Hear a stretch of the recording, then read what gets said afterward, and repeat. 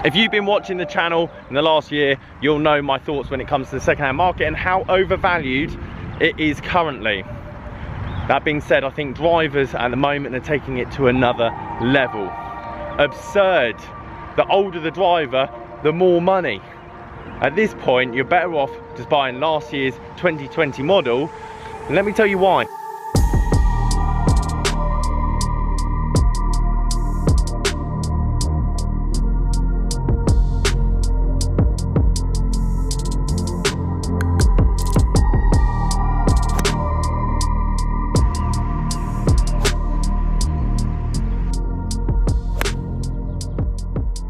Guys, how you doing? Welcome back to a brand new video. Simon here at Sandford Springs Golf Club. We're going to talk about overvalued clubs in the second-hand market. You saw from the thumbnail F9, and then I had a tailor-made generic driver to be the other point of my argument. But this video was supposed to be about a speed zone that I got for £180 off Facebook, and then I lost my footage in the printer.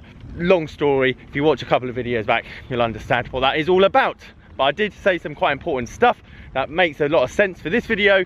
So let's roll back 2 weeks. Now I've reclaimed that footage, and then we'll meet back here. From me, going to go meet Andrew, gentleman selling his Cobra Speed Zone driver for £180, which is a good price for that driver. However, just in general, every Speed Zone driver I see on eBay at the moment is £200, £220, £210. Some in the wrappers at 220, brand spanking new. When I'm looking at RBZs or Callaway Epic Great Big Berthas going for 180 that are 5, 6, 7 years old. So why is it the Speed Zone isn't getting the love? Oh, hello golfer. Green in regulation, fine to the centre of the green.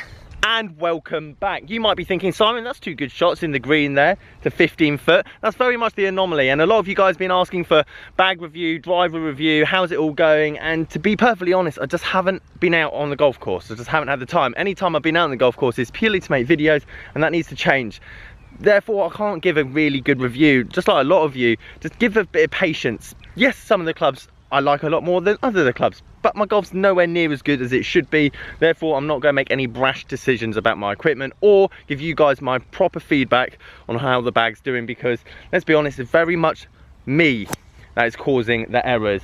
But I'll definitely take, that's definitely the top 4% of my golf within that range over the last couple of weeks when I have actually been able to get out. And I love, after I've just made that quick statement, absolutely nut, smoke, middled, best drive with this driver on the next hole. But what happens if that drive hadn't been the one? What happens if the driver just didn't feel right? I couldn't get on with it. No matter how much I practice played, I just couldn't get that kind of level of connection or feeling or rhythm or you name it. Well, this is where overvalue comes in. Back in Christmas, I told you guys I thought a brand new PXG at 250, choose all your specs, was really good value. And it turns out I was right, because you can sell these secondhand for 250. So you buy it, hit it, you got to select the shaft, the length, head weight, whatever, try it, and if you don't get on with it, you then sling it off, sell it to someone else, maybe make a bit of money or not lose any money at all. Therefore, good value. When I talk about overvalue clubs, and this is where it's coming to light, it's clubs that 2 years ago were worth £25 and now selling for 150. That's just absurd. And I really want to educate a lot of you guys out there that are getting sucked into the second-hand club market of don't overspend, especially at the moment. That's the heaviest fat 100-yard 56-degree wedge shot I've hit in my life. But again, I go back to what I said earlier. At the moment, I'm like, oh, don't like the wedges. No, Simon, your wedge game's just trash at the moment. I haven't practiced any wedge play for the last year and a half, and it's the first thing that's always going to let you down. So I'm going to embarrass myself, show you that horrendous duff from 100 yards with a 56-degree wedge. But we're all in the same boat. Don't keep changing your equipment every 2 weeks just because it's not doing what you want it to. Don't keep chasing that honeymoon period. It's your technique. Start grinding, start practicing. Trust the method. Great save, that is. Okay, so hear me out. Here's my argument. The reason that this was so popular, Rick did a great review on it. all of us pretty much in the YouTube golf community. So this was the driver in 2019 to beat because it was £100 cheaper than everything else. Since then, Mizuno dropped their driver prices. Since then, TaylorMade have brought out a £350 driver. Cobra has kept at the £350 mark and definitely was spearheading that kind of price for modern day drivers. That being said, this currently secondhand, £250. Speed Zone, last year's model, the more modern one, the one that if you roof it, you probably won't get a sky mark, 200, 220. And you might be going, Simon, I know you probably got lucky off Facebook getting £180. Yes, it was a good price.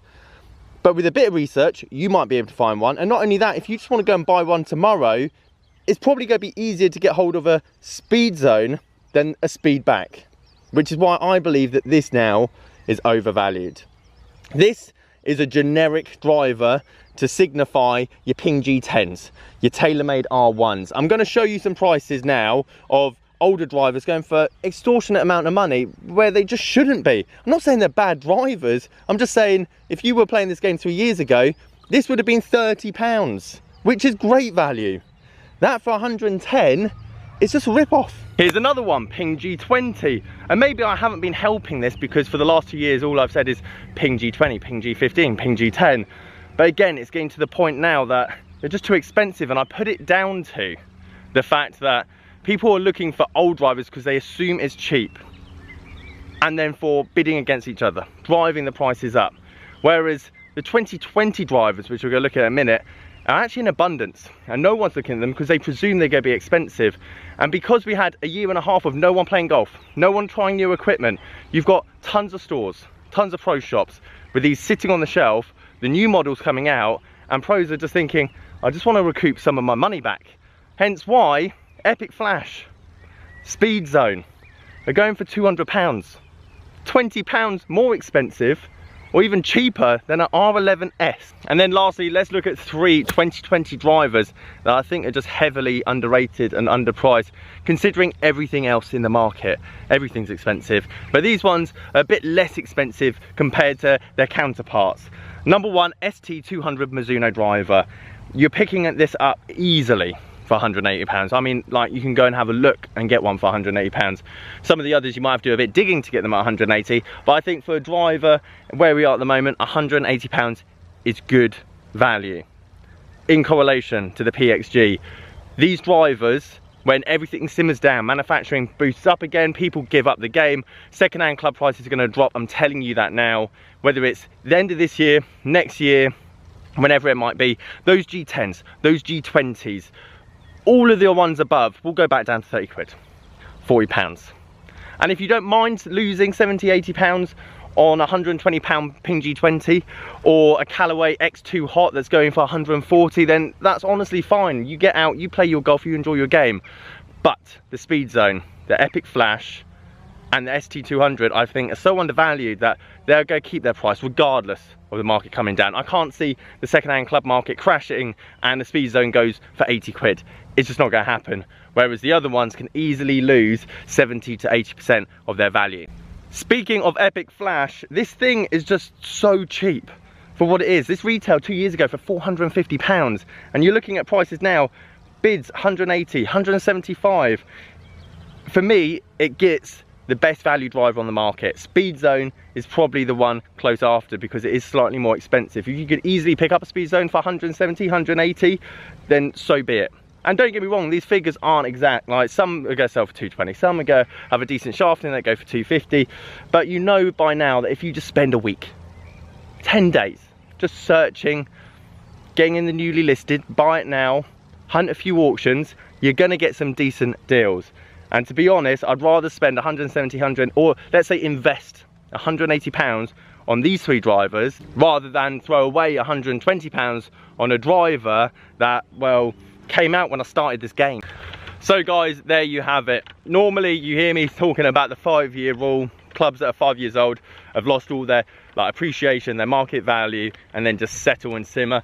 Whereas actually, it's almost like last year's clubs, 2 years clubs, because the supply is just so high.